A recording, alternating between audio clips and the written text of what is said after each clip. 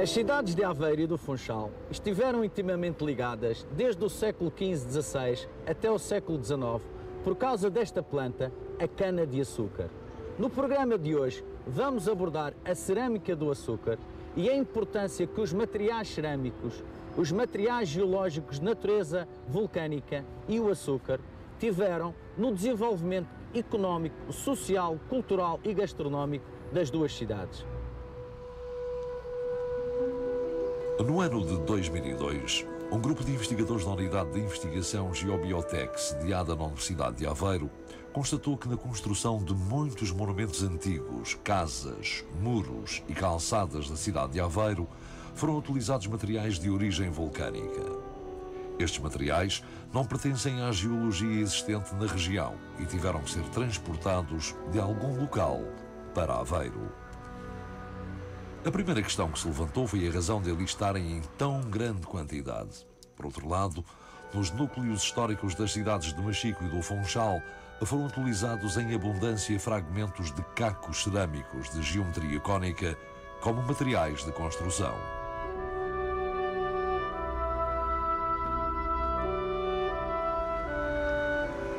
Foi no cruzamento da investigação científica com a história da argila de Aveiro, das suas olarias e da produção açucareira na Madeira que encontramos as respostas às nossas questões e que se entroncam com a história da doçaria conventual dos famosos ovos molas.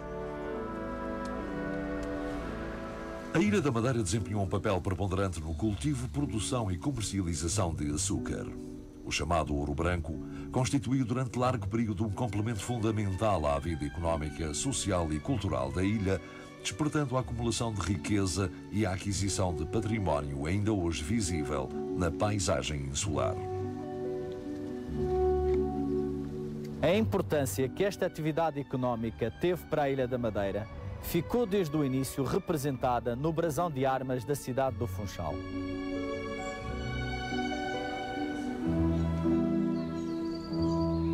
Atualmente, o brasão de armas é composto por 5 pães de açúcar, 4 pares de parras e de uvas e as quinas de Portugal, simbolizando a importância económica do açúcar e do vinho para a cidade.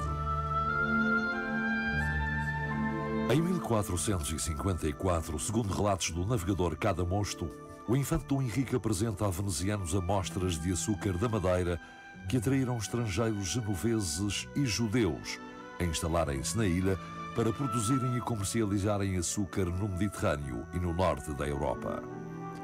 Depressa, o plantio dos canaviais se expande pelo sul da ilha e são montados trapiches e moinhos hidráulicos para a moenda, atingindo-se rapidamente produções de vários milhares de arrobas.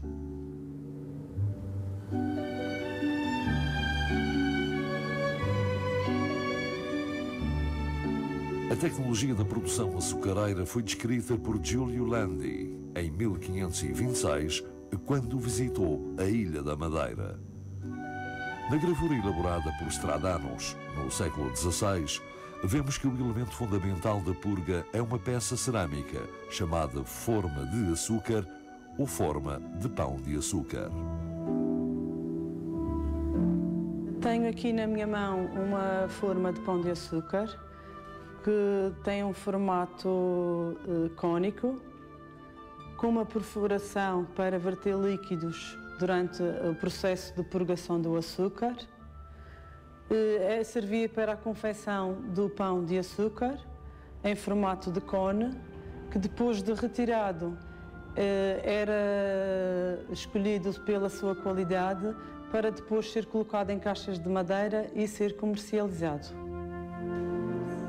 Fragmentos ou mesmo peças inteiras destas cerâmicas têm sido identificadas tanto no continente como na Ilha da Madeira, em contextos de cronologias a partir do século XVI. Na Madeira, muitos são os achados que representam a materialização da produção sacarina na ilha. Os trabalhos arqueológicos realizados no Funchal, no período compreendido entre 1994 e 2001, permitiram identificar em vários locais da cidade bastante espólio da cerâmica do açúcar. Destacam-se as escavações feitas nas casas de João Esmeraldo Cristóvão Colombo, atual edifício do Tribunal de Contas em 1990, no Palácio dos Cônsules 1994-1995, no Solar Dona Messia em 2000 e no antigo Colégio dos Jesuítas, atual Pátio dos Estudantes da Universidade da Madeira, no ano de 2001. Nos sítios arqueológicos intervencionados na área do Funchal foram identificadas duas tipologias de formas de açúcar. Temos esta tipologia denominada tipologia 1 e tipologia 2. A tipologia 1 tem um diâmetro de entre 280 mm e 240, enquanto que a tipologia 2, o diâmetro é entre 230 e 180 mm. Por outro lado, nos trabalhos arqueológicos desenvolvidos entre 2001 e 2003, na área urbana da cidade de Machico, nomeadamente na Junta de Freguesia, no Solar do Ribeirinho e na Casa da Travessa do Mercado, foi possível recolher uma quantidade significativa de espólio cerâmico exumado. Em arqueologia, nós partimos de um princípio basilar, essencial ou elementar, que as camadas de terra que estão à superfície são as mais recentes e normalmente quando se caminha em profundidade são mais antigas. Portanto, há uma sucessão diacrónica no tempo e é perfeitamente possível, num 1,5 m, estamos a falar da proximidade aqui com a Ribeira de Machico, ir do século XX ou do XXI até o século XV. A partir dos milhares de fragmentos cerâmicos encontrados nas escavações, foi possível fazer uma reconstituição gráfica e estabelecer vários grupos cerâmicos e tipologias. Tínhamos um conhecimento que o Funchal existiam dois tipos de formas de açúcar, uma forma com 30 cm de diâmetro e uma outra à volta dos 18 e os 22. Com esses 5.000 fragmentos de Machico, nós obtivemos três tipos de formas.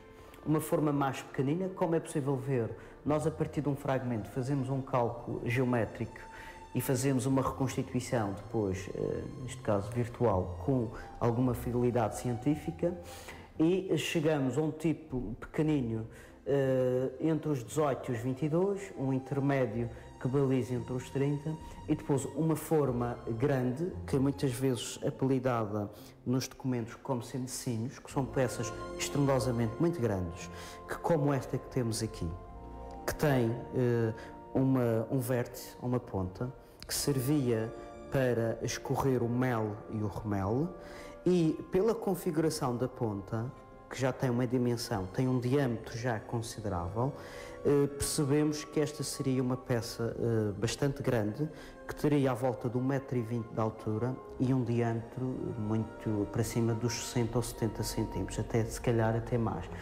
O que nos dá uma noção de perceber qual era a função ou a utilidade destas peças, ou no engenho ou nas casas abastadas dessa altura.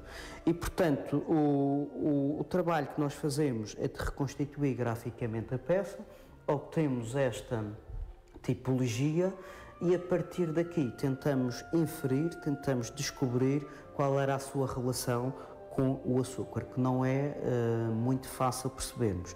Primeiro, porque os documentos escritos não nos dizem.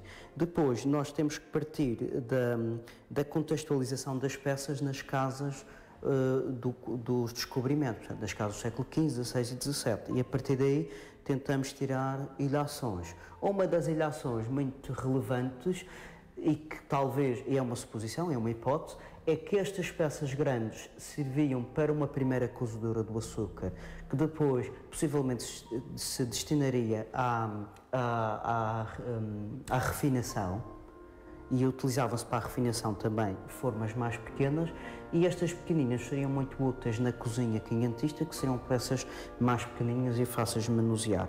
Mas, como o nome do programa seriam pedras que falam, isto também são cacos que falam, não é? E, portanto, a partir deles nós tentamos criar uma história não ficcionista, mas tentar a informação. Os locais onde foram encontrados os fragmentos cerâmicos do açúcar soterrados permitiram acrescentar novos factos à história, que não tinha sido registada na documentação escrita. As formas de pão de açúcar, até à data, pela historiografia, estavam associadas aos contextos de engenho.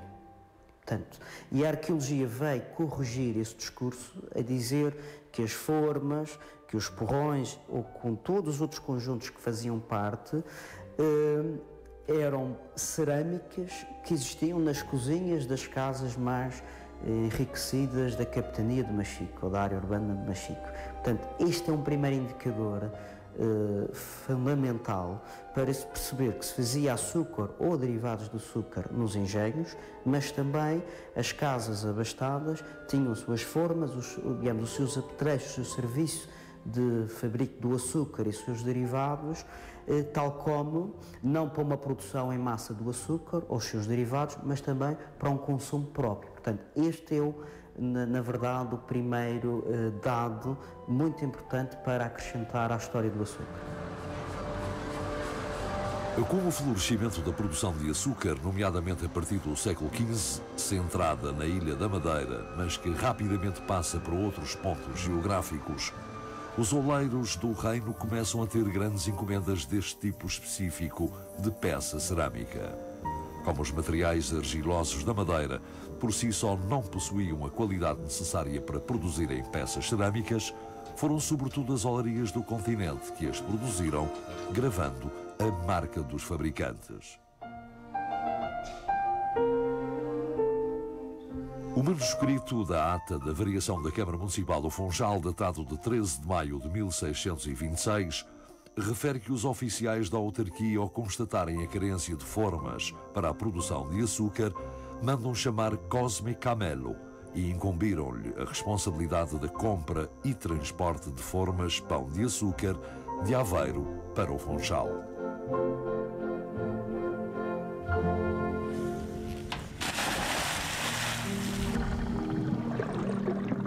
A região de Aveiro tem acumulado ao longo do tempo achados muito interessantes em campanhas de escavações ou de descobertas fortuitas em ambiente terrestre ou subaquático da produção de recipientes cerâmicos para a indústria do açúcar.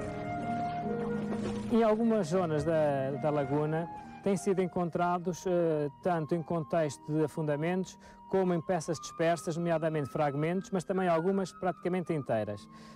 Estas peças estariam nesta zona, que seria um interposto comercial, seria a zona de cais, onde elas seriam colocadas nas embarcações, que seriam depois exportadas para os vários pontos de produção do açúcar, nomeadamente na Madeira. Este exemplar que temos aqui vê-se perfeitamente que esteve uma série de anos debaixo d'água e está perfeitamente colonizado por todos estes seres que são típicos da zona subaquática aqui da Laguna de Aveiro. Este achado foi considerado por muitos investigadores como a maior e mais expressiva coleção de cerâmica comum da época dos descobrimentos e da expansão marítima. Mas foi na Madeira que o açúcar iniciou a diáspora atlântica de tal forma que a popularidade da forma pão de açúcar servia de topónimo a algumas localidades, como o Morro do Pão de Açúcar, no Rio de Janeiro, Brasil. Na realidade, a geomorfologia do maciço rochoso granítico com 395 metros destaca-se das formações envolventes e se assemelha a uma grande forma pão de açúcar. Os materiais encontrados nas escavações realizadas em 2002 e 2003 nas cozinhas do Convento de Jesus, no Museu de Aveiro, reúnem um apreciável espólio cerâmico pertencente ao grupo do açúcar: formas, porrões e sinos. Outro facto interessante e atestado documentalmente é que o Convento de Jesus recebia verbas provenientes do açúcar da Madeira para fazer obras e comprar espólio.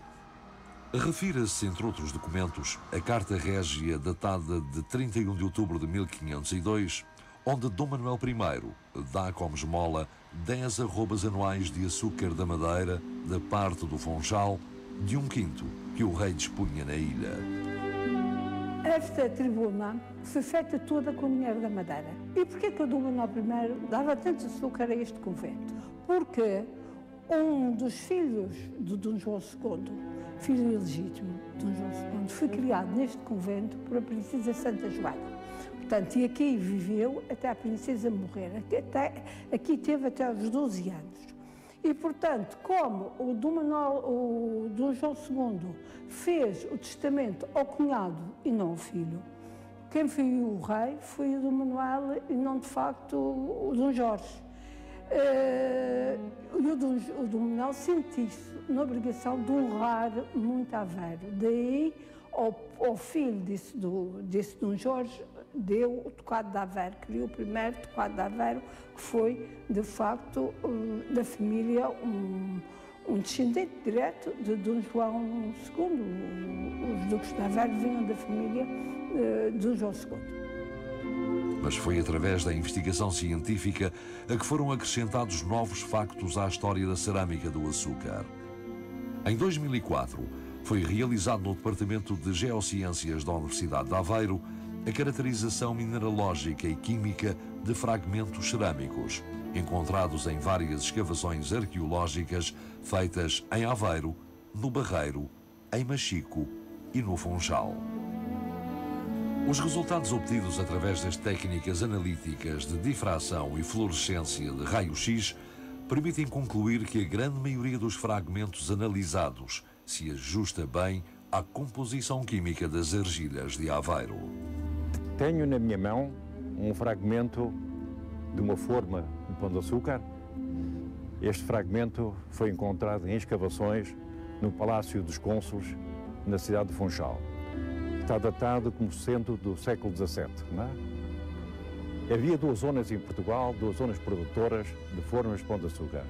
Uma era Aveiro, outra na zona de Montijo, na zona do Barreiro, em Lisboa. E os portos por onde seguiam para o Funchal eram o Porto de Aveiro e o Porto de Lisboa. Não é?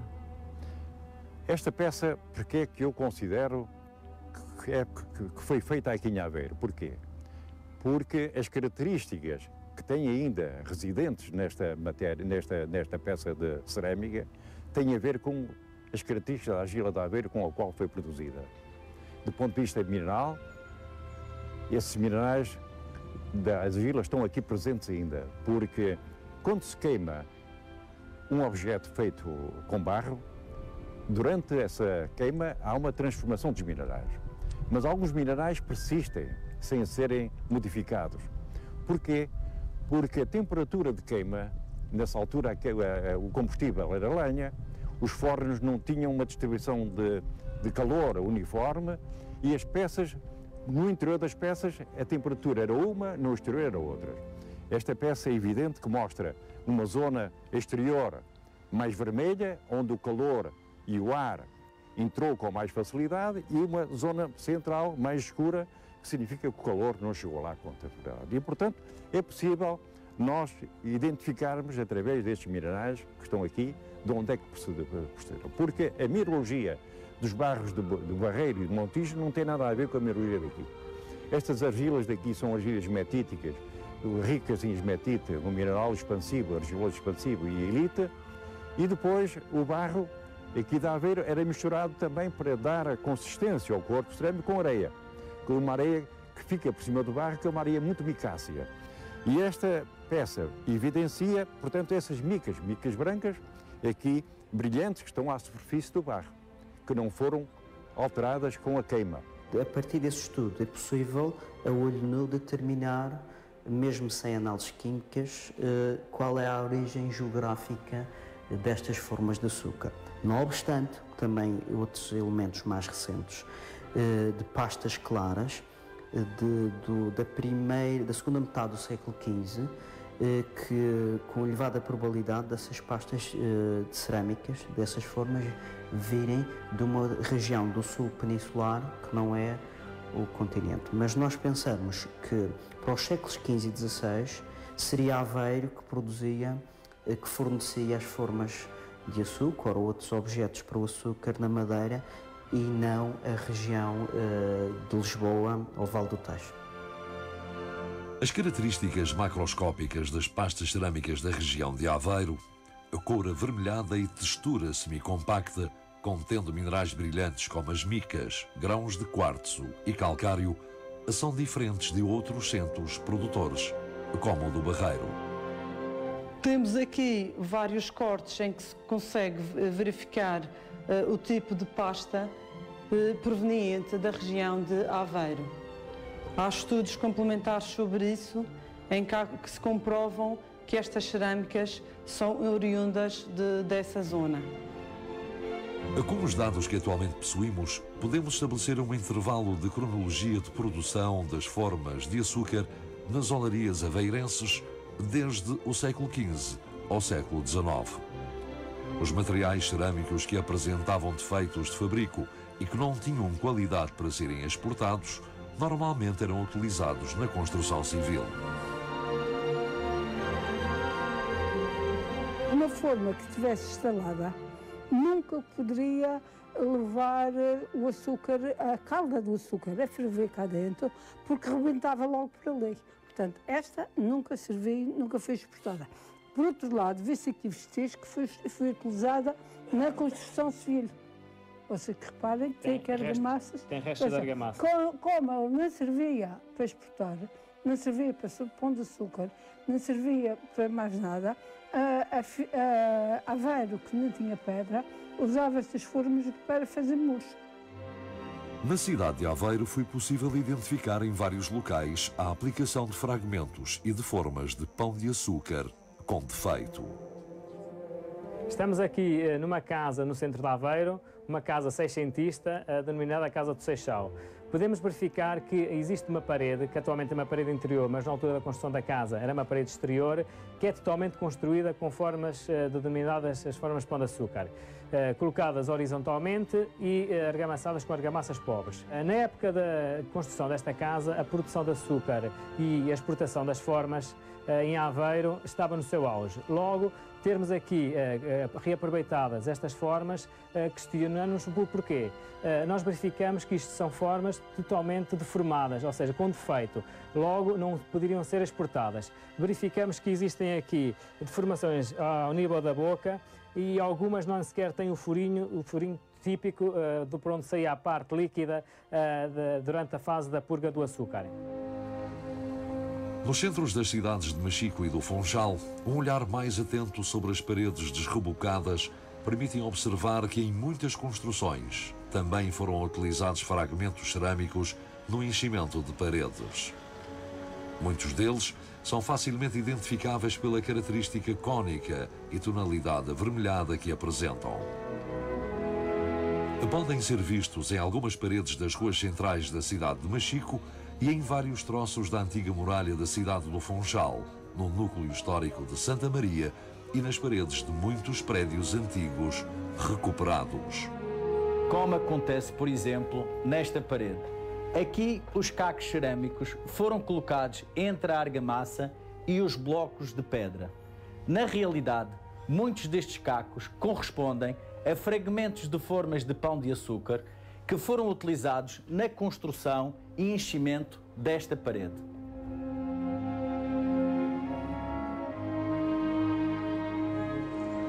Um outro facto curioso foi a observação da aplicação de materiais de origem volcânica com vários calibres e formas na construção de calçadas, muros e paredes de muitos monumentos e casas antigas da cidade de Aveiro. Estes materiais não pertencem à geologia existente na região e tiveram que ser transportados de algum local para Aveiro. Nesta parede encontramos uma grande variedade de rochas, desde os granitos, aos ardenites, aos quartzitos, aos xistos e também as rochas vulcânicas, aqui bem representadas por estes basaltos de cor negra e de forma arredondada.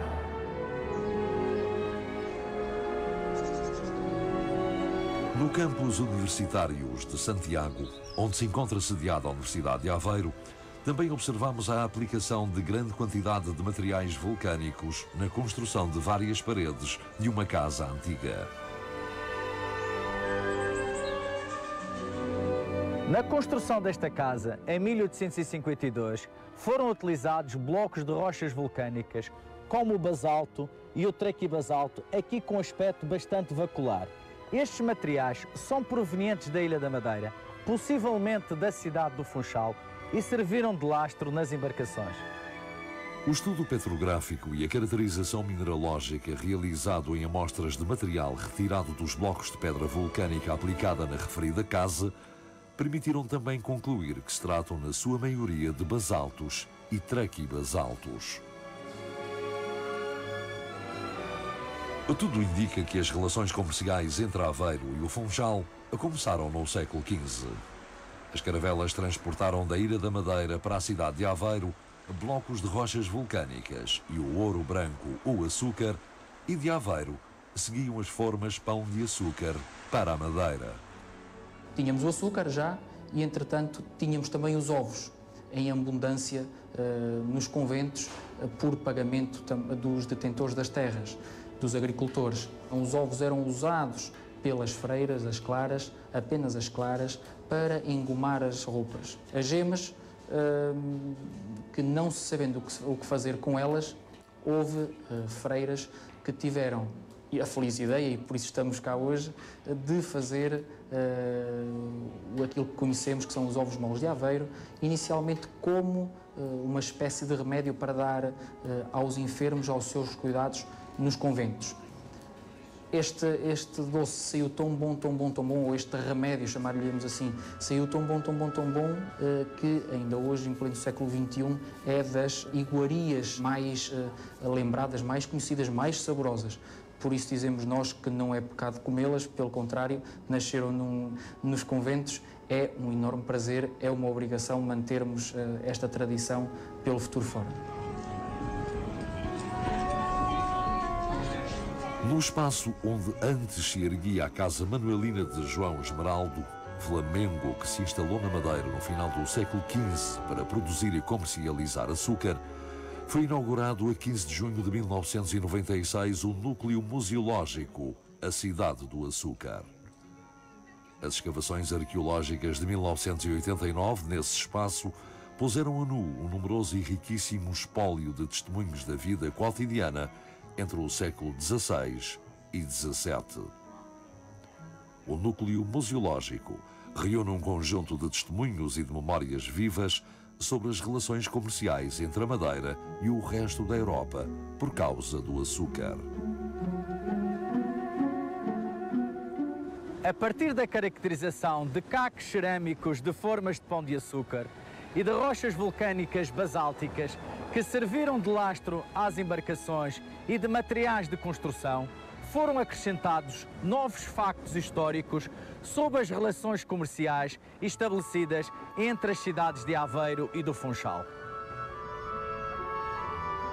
Passados 5 séculos da cerâmica do açúcar, podemos dizer que em Aveiro ficaram imortalizadas as obras realizadas e adquiridas para o convento de Jesus, os materiais vulcânicos utilizados nas construções e a doçaria conventual dos ovos moles.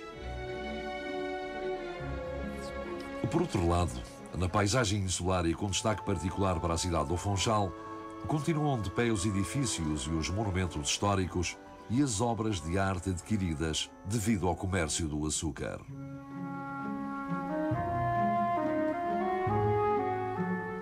Por último, no brasão de armas da cidade, continua representada a importância da referida atividade económica, através dos 5 pães de açúcar que deram lugar, de forma progressiva, à cultura da vinha e comércio do vinho.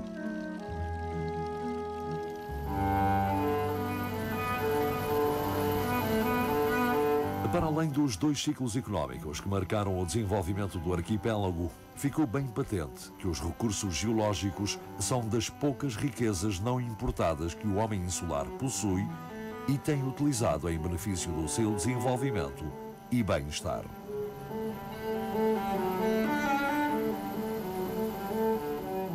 Terminamos o ciclo de 12 programas da série Pedras que Falam. Ao longo da série, estabelecemos um diálogo com as pedras e contamos as suas histórias e segredos, apreciando, enxergando e valorizando o meio que nos rodeia. Em nome da equipa de trabalho, agradeço a todas as instituições e cidadãos que contribuíram para a concretização deste projeto. Muito obrigado.